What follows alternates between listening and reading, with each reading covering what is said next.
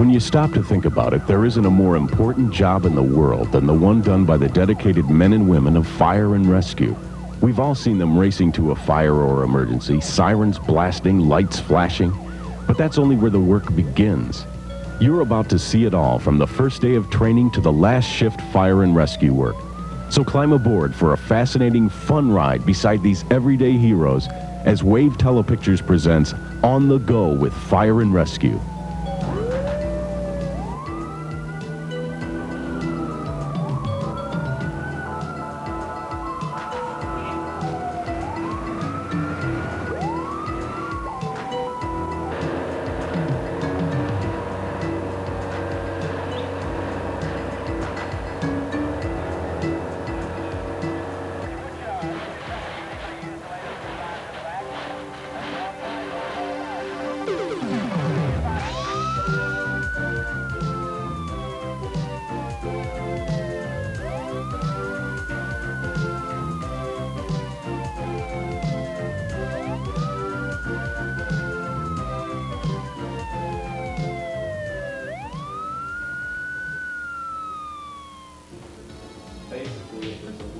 Now, what do you suppose these firefighters are doing? If you guessed attending a class, you're right. Just like some of you out in the audience, firefighters go to school and learn how to rescue people and fight fires. It's serious work, so everyone in this class knows that they must study hard to do the best possible job. While this group of eager students learn the rest of their lesson, we'll find out some more about what they're preparing for, as well as what we can do when fire strikes or trouble arrives.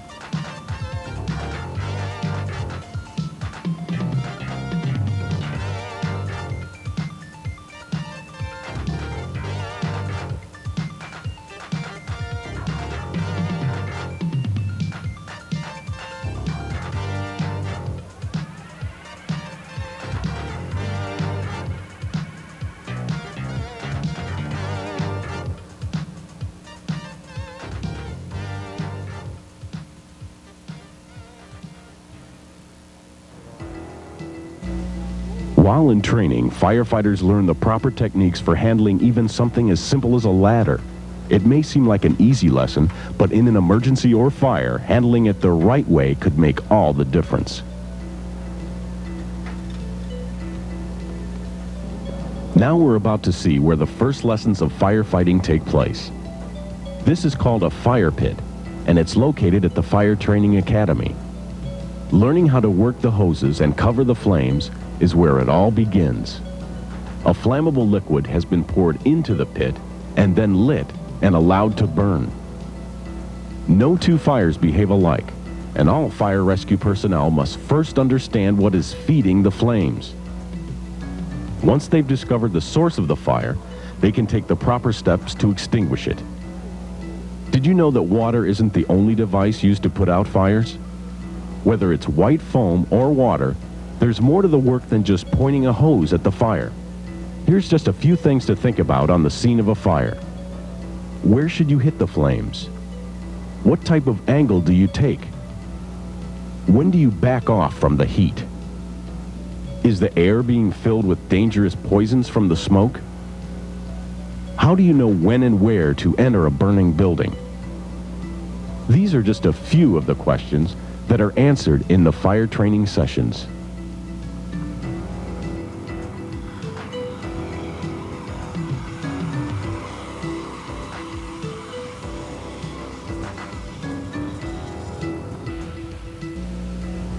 In many rescue situations, it may be impossible to use a ladder due to the height of a building or location. It could be a mountainside or even a deep hole in the ground. One method for solving this problem is called rappelling. It's a way to climb any height with a system of ropes, pulleys, and raw manpower. Looks kind of scary to me. A person trapped in a burning building would welcome the chance to take this ride. Perhaps you've seen other rescue operations going on in a hilly area or a flood where a rescue team in a helicopter rappels down to lend a hand. Well, here's how they learn. In training, the students have to handle the physical challenge of this operation and overcome their own fears about going over the side of a towering building with nothing to hold on to but a rope. Without great teamwork, this type of rescue would not be possible.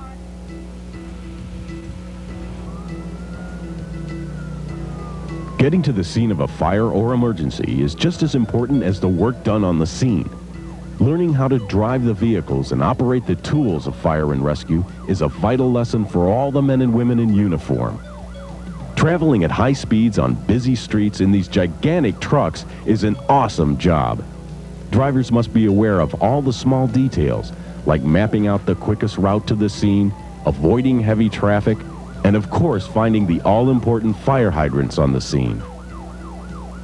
When the training is completed, maneuvering the big engines through even the tightest places like this narrow gate is a breeze. After that ride, it's easy to understand how important it is to be able to drive quickly and safely.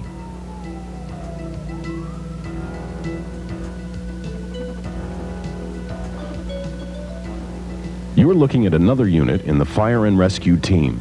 The Hazardous Materials Unit, or HAZMAT, are responsible for handling situations that involve materials like gasoline, oil, flammable paints, or chemicals that can send out fumes or even explode. The protective space-age suits they wear prevent burns from the fire as well as the invisible fumes that could burn the eyes and skin. It may not look as dangerous as a roaring fire, but don't be fooled. The most important part of this job is in smothering the material before a fire or explosion can take place.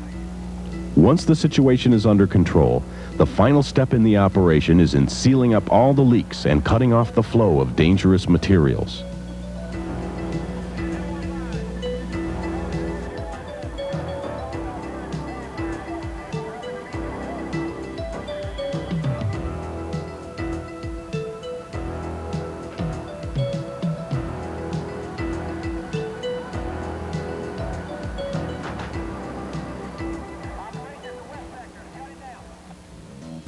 Now for our first safety tip. What number do you call in case of trouble? 911. Right.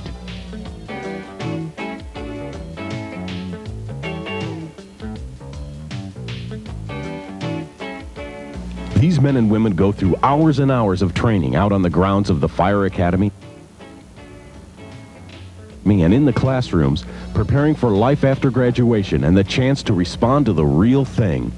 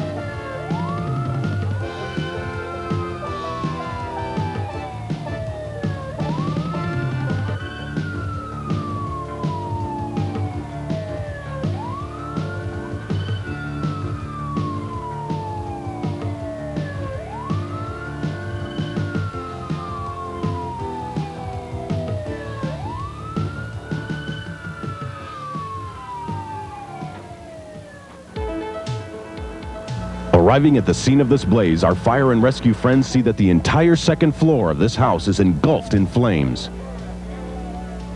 A plan of attack that will control the fire and prevent it from spreading to nearby buildings is put into action. It's time to put all the fire training skills to work in an effort to prevent injuries and put out the flames. Putting all their training to work for real, the firefighters attempt to control this small but intense blaze.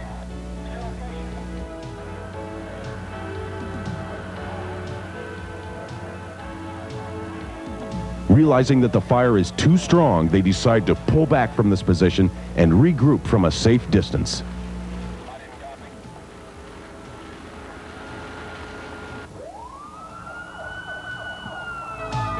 A tiller truck is called to the scene of an enormous warehouse fire while thick smoke clouds hang in the air.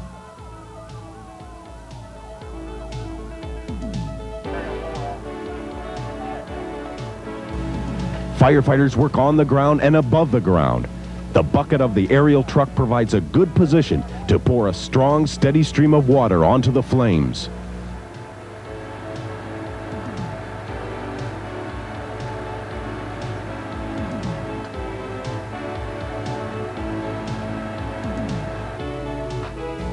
Heat and choking smoke can't stop these professionals as they scramble to run more lines and keep up the fight.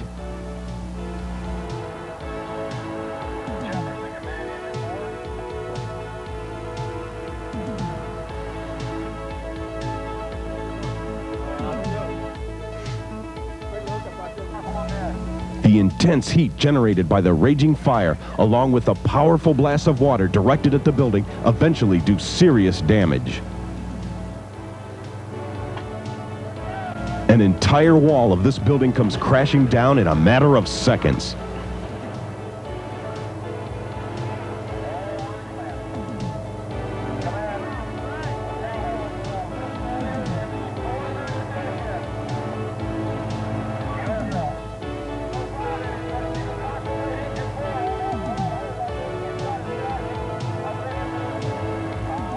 Despite suffering through dangerous conditions and long hours in the fight, these dedicated people are relentless in battling the fire until the last spark is out.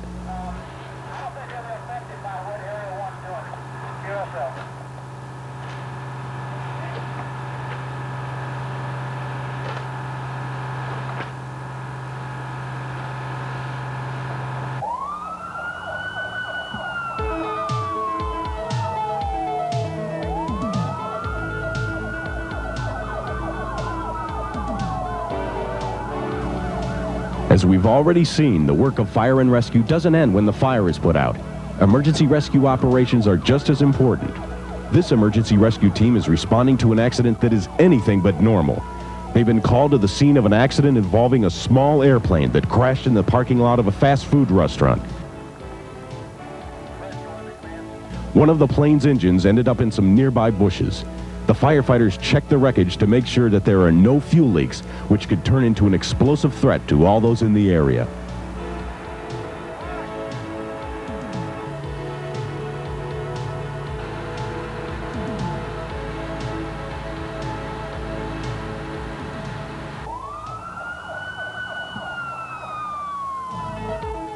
Back on board with the firefighting team, we ride on to the next challenge.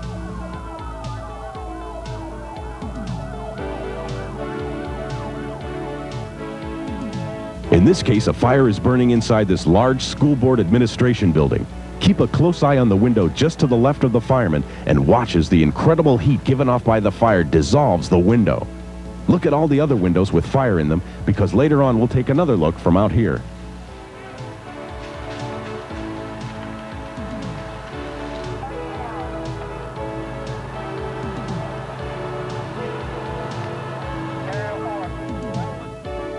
After gaining access to the building, firefighters have to get past the suffocating smoke before they can start fighting from the inside out. The fire training sessions we watched earlier are designed to prepare people for situations just like this. This fire could burn for hours, and the chances of getting hurt in the line of duty increase with each moment.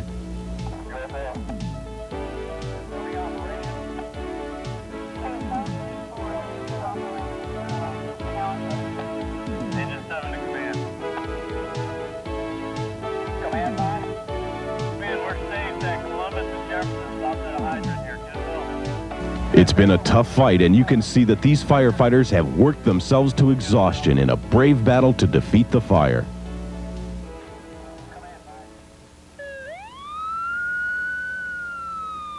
Up till now, we've seen how fires are fought in large buildings and homes. Here's a fire of a different kind. This awesome blaze on the waters of Tampa Bay is the result of a ship collision and fuel spill. Fighting fire out here in the bay requires the cooperation of a number of different emergency organizations. Fire boats, not fire engines, arrive equipped with all the necessary tools to help drown the surging flames. An enormous cloud of blinding smoke fills the sky over the entire scene. The burning fuel also threatens to spread through the water in rapid fashion. In this situation, the firefighters must contend with flames, fumes, as well as a plan to keep the lethal materials away from the beaches. The lives of people, as well as a large population of fish and wildlife, become equally threatened. As you can plainly see, fuel fire spreading across open water presents a long, exhausting challenge to all the fire and rescue teams. On a job like this, the work doesn't end after an 8-hour shift. The fire knows no time and must be fought until any last threat is completely gone. Safety tip number 2. Never play with anything that could start fires, like a lighter, matches,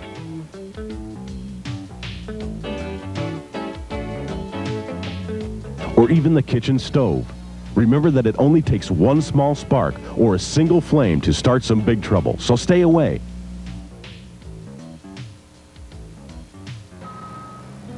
When the fires have been put out, the firefighters look forward to a return to the station, their home away from home.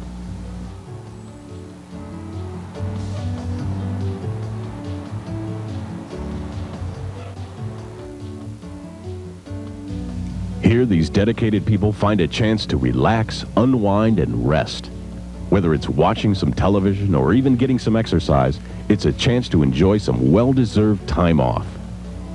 During a shift that lasts 24 hours, they live at the station away from family and friends, but they do get to eat together and talk over everything from work to some less serious subjects. Once the dinner hour is over, it's time to relax some more and rest, knowing that the next alarm could ring any time.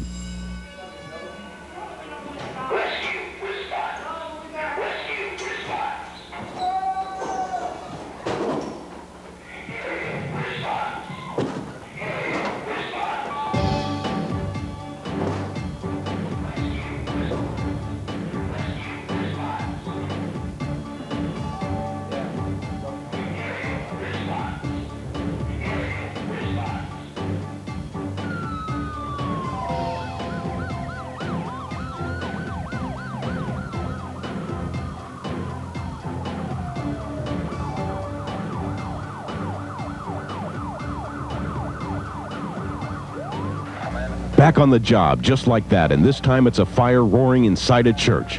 Not knowing if victims might be inside, there's no time to waste in gaining entry to the building. The only way to be sure is to get in and start the search, one floor at a time, one room at a time.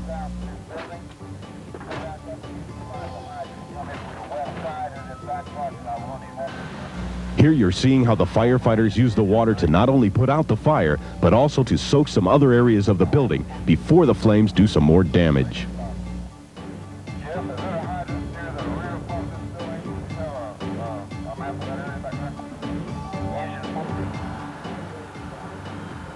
Once again, the aerial truck is brought in to get the best possible angle on the fire. You can see why this truck is so useful when fighting fire in a tall building. Directing a wide wave of water over the fire, this valuable piece of equipment can do the work of an entire team.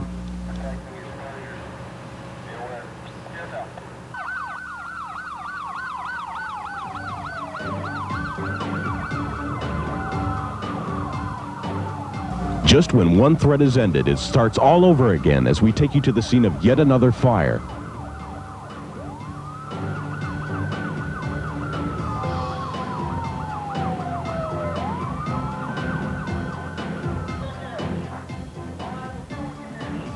This one may not look too serious at first, but there's always a need for caution. While the size of this fire is small compared to all the others, it has its own set of equally serious dangers. Smoke, for instance, can blind you as well as make breathing difficult. One wrong turn inside a smoke-filled structure is all it takes to put you in serious danger. The smoke can also make it difficult to locate the source of all the trouble. Believe me, there's never an easy day at the office for these people. On call round the clock, day and night, our firefighting friends roll up to another house fire that is burning with tremendous intensity. This one calls for some fast action and plenty of water power. Setting up just across the street, the firefighters crank up a weapon of their own. This water cannon shoots a stream of water through the air to the center of the fire. Once the water does its work, another fire will come to an end.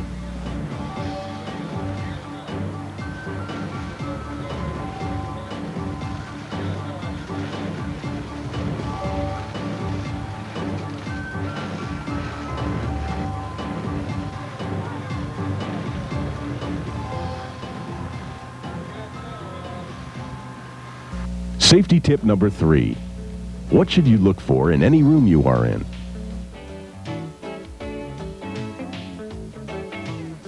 At least 2 ways out. Right.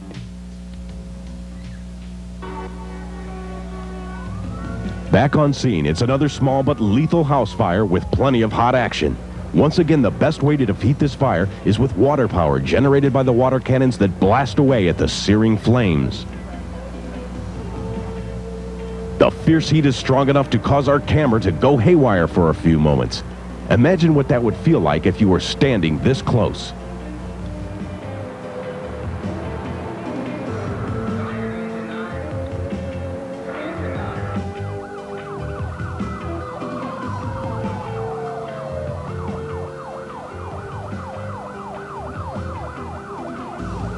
Carefully driving through a busy intersection, this engine takes us on a ride to the scene of a huge warehouse burning wildly out of control.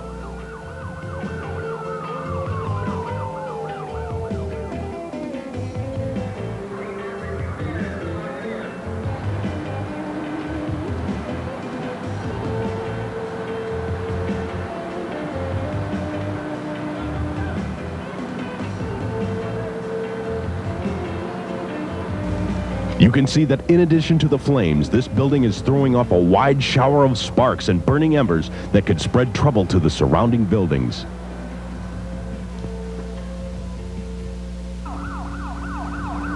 While the firefighting continues, let's see another important lesson in fire rescue work. What you're seeing is only a practice session intended to provide emergency medical training for members of the rescue team. Just like in the fire training, it's very important to learn all the proper techniques for treating and transporting victims of accidents or fires. Situations like this happen all too often and must be handled quickly with extreme care. Saving valuable time can help save precious lives.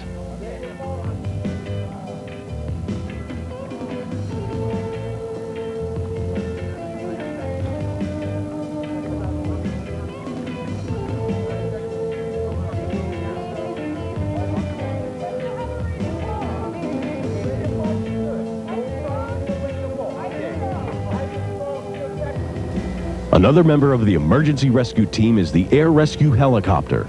Based on top of the hospital, the helicopter is called on whenever emergencies require immediate response and lightning-fast transport. Lifting off in seconds, the helicopter can carry a fully trained team of medical personnel to the scene in a matter of minutes. This type of travel avoids any of the usual backups that can occur on the ground. No matter where the location or what the distance, when help is needed, the best way to go is in the air.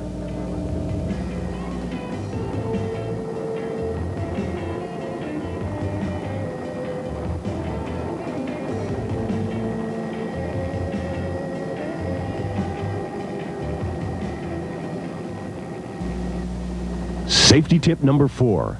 If the clothes you are wearing ever catch on fire, you should stop, drop, and roll.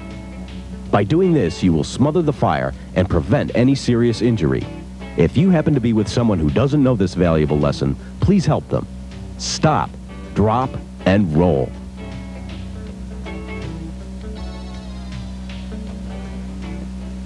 Back out on the fire scene, there's another huge building up in flames.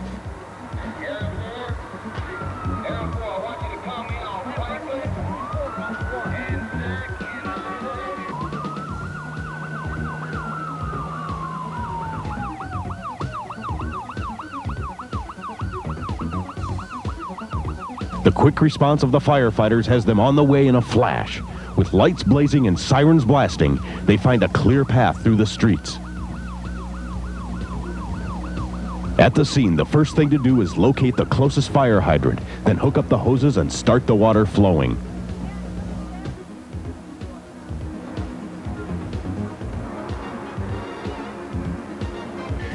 Getting inside a building like this requires some special tools, like this high-speed handsaw. It's called a K-12, and its powerful buzzsaw can cut through wood, metal, and anything else that stands in the way. With the K-12 in hand, entry time is cut in half.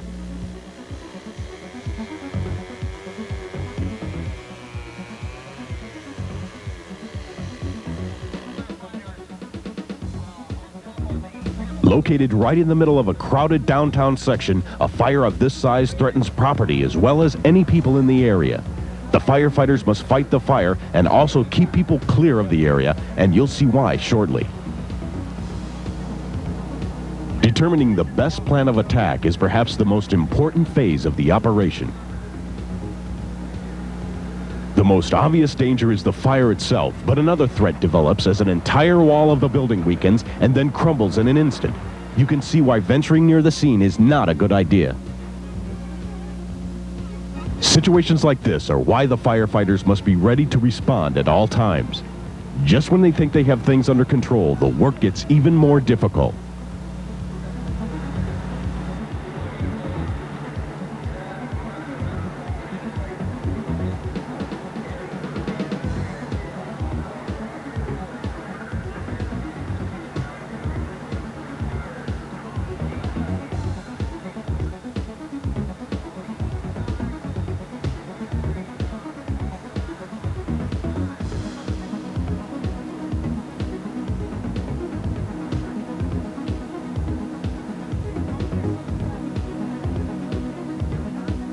A little while later, another huge section of the burning building collapses in a fiery heap on the street below. Fortunately, no one was in the area.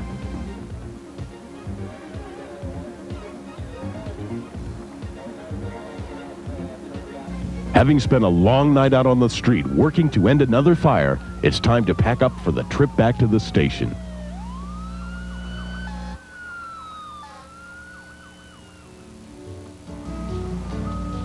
The engines roll back into the garage while everyone drags their tired bodies back inside to rest up and enjoy some time off and a much-needed meal. Just remember that when all of us are busy at work, school, or relaxing in the comfort of home, the firefighters are standing by ready to answer another alarm and go to the rescue.